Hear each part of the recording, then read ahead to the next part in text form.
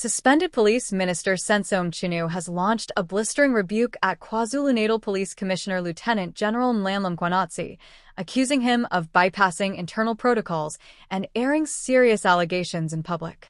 The drama has set the policing establishment in South Africa on edge, leaving the public wondering who really holds accountability in the force. Mchunu insists in papers filed before the Constitutional Court that Mkhwanazi should have engaged with him directly before going public.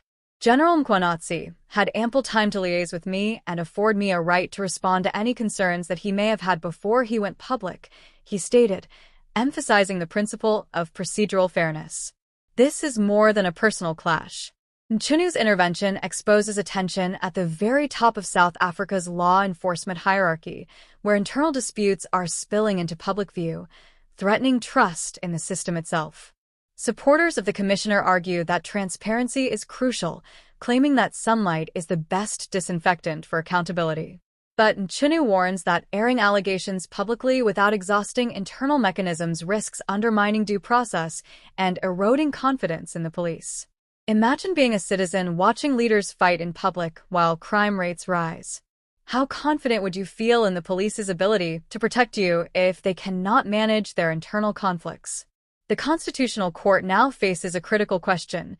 Did Mkhwanazi violate protocol by going public, or did he act as a whistleblower exposing wrongdoing that required immediate transparency?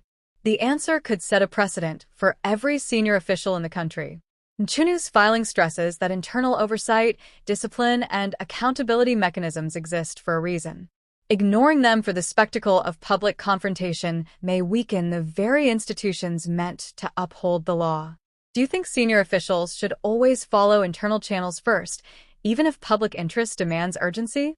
How would you feel if a high-ranking officer ignored protocol and spoke out in the media?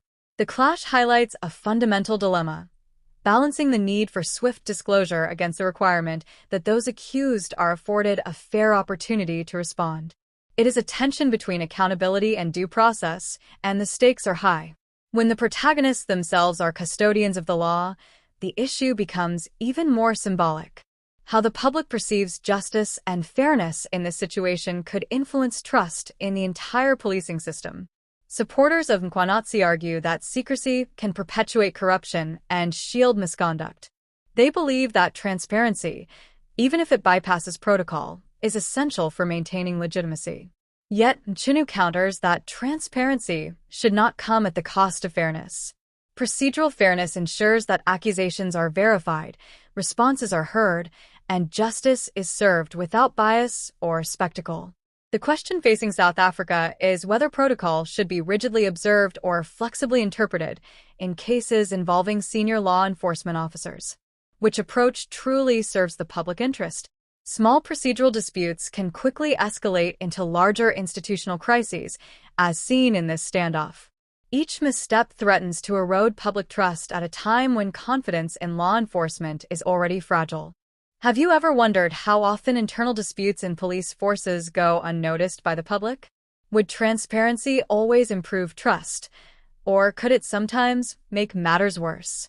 Mchunu's decision to approach the Constitutional Court underscores the seriousness of the matter.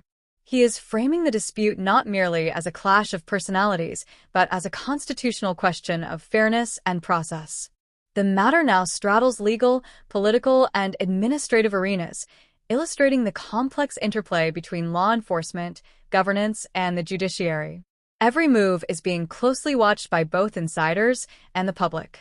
Observers note that if Mkhwanazi's public statements are accepted as justified, it could encourage other officials to bypass protocol in the name of transparency. But if Mchunu's argument prevails, it may reinforce the necessity of internal channels before going public. Do you think the Constitutional Court should prioritize protocol over immediate transparency? How much power should internal rules hold in cases of alleged wrongdoing? This standoff also raises questions about consistency and clarity in rules of engagement among top security officials. Without clear guidelines, conflicts like this may continue to spill into public view, undermining the credibility of the entire system. Mchunu warns that public airing of allegations without following due process can have corrosive effects, not just on the individuals involved, but on the institution itself. Public perception of fairness is just as important as legal correctness. Meanwhile, supporters of the commissioner argue that excessive secrecy allows misconduct to persist. They claim that citizens have a right to know immediately when senior officers fail or act improperly. The balance between accountability and fairness is delicate.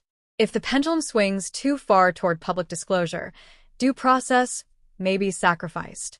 If it swings too far toward internal protocol, transparency suffers and public trust erodes.